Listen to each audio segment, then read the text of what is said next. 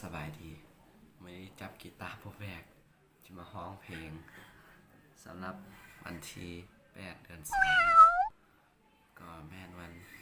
แม่นั่นแหละวันแม่ผู้ใดฮักแม่นะเป็นลูกแม่ที่ดีต้องมีเพลงให้แม่ เอามีเพลงนึงแล้วมวนบ่มวนกะอดฟังมันอาจจะถือกับชีวิตจริงได้นี่ลองฟังบ้างนะ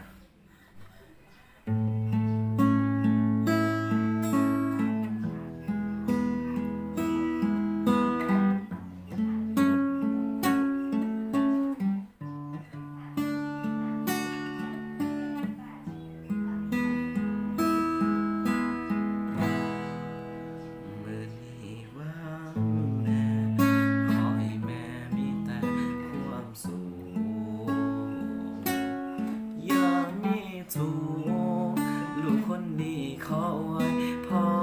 รให้ขอให้แม่มีบุญบารมีอยู่กับลูกแบบนี้ตลอดไปลูกคนนี้ดีใจหลายที่ได้เป็นลูกแม่เรื่องอีหยังที่ลูกได้เฮ็ดผิดไปขอโทษนี่หลายแม่จงให้อภัยกับลูกแน่เด้อลูกสัญญาสิเป็นคนดีสิตามความฝันของลูกให้เจอถ้ามึงผลสำเร็จลูกเด้อสิเห็นได้บ่แม่เคยบอกบ่ขออีกอย่างขอให้ลูกได้เป็นฟังเป็นฟ้าสำนีแม่ดีใจแล้วนะลูกลา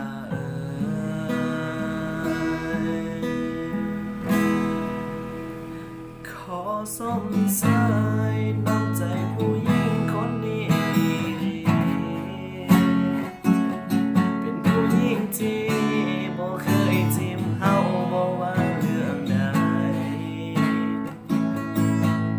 ถึงสิเฮ็ดผิดหยังมาก็ซ้ำแม่ก็ยังคงให้อภัยลูกคนนี้นับถือน้ำใจเกิดชาตินี้หรือว่าชาติใดขอเป็นลูกแม่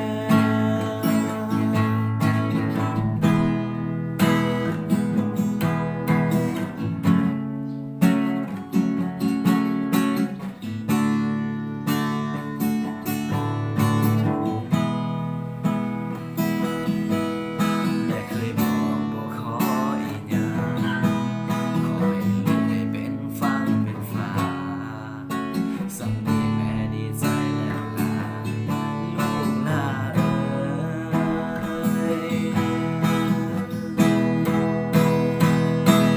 ขอสมสายน้ำใจผู้หญิงคนนี้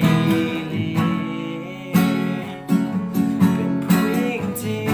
บ่เคยจิ้มเฮาบ่ว่าเรื่องใดถึงสิเฮ็ดผิดหยังมาก็ซ้ำแม่ก็ยังคงให้อภัยลูกคนนี้นับถือน้ำใจเกิดชาตินี้หรือว่าขอเป็นลูกแม่เกิดชาตินี้หรือว่าชาติใดขอเป็นลูก